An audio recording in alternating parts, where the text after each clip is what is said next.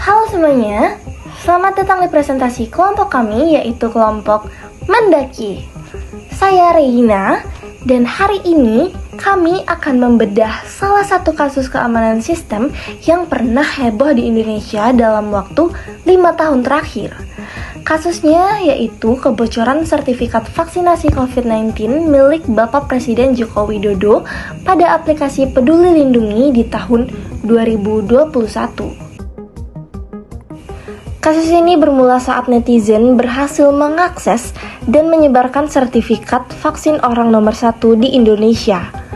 Data sensitif seperti NIK dan tanggal lahir terlihat sangat jelas. Ini membuktikan bahwa sistem keamanan kita pada saat itu memiliki celah yang sangat besar. Berita resminya bisa kalian cek di link yang kami sertakan di deskripsi video ini.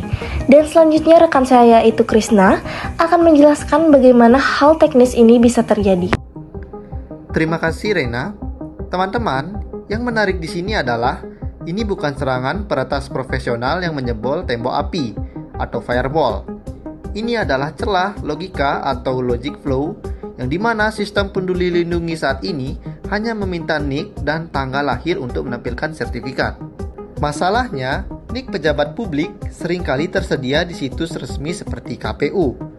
Karena sistem tidak meminta verifikasi tambahan seperti OTP atau kepanjangan one time password atau login akun, siapapun yang tahu NIK presiden bisa menarik data tersebut.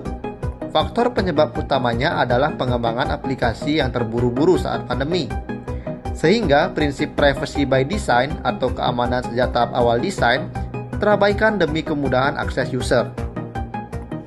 Dari sisi regulasi, kasus ini sangat serius. Berdasarkan UU ITE pasal 32, tindakan mengakses atau memindahkan informasi elektronik milik orang lain secara ilegal adalah pelanggaran pidana.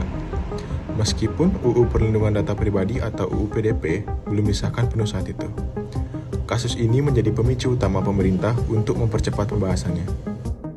Pihak yang terlibat di sini bukan hanya pelaku yang mencoba-coba, tapi juga Kemenkes sebagai pemilik data dan Telkom sebagai pengembang teknis. Mereka dianggap bertanggung jawab sebagai penyelenggara sistem elektronik atau PSE untuk menjamin keamanan data masyarakat. Setelah kejadian itu, pemerintah langsung melakukan mitigasi. Fitur cek sertifikat publik ditutup dan akses diwajibkan melalui login akun yang terverifikasi. Kami menyarankan penggunaan kerangka kerja OWASP atau dengan kata lain Open Web Application Security Project, khususnya untuk menangani blokir akses kontrol. Organisasi harus menerapkan Secure SDLC atau Software Development Life Cycle. Artinya, keamanan tidak diperiksa di akhir saja, tetapi sejak kode pertama ditulis.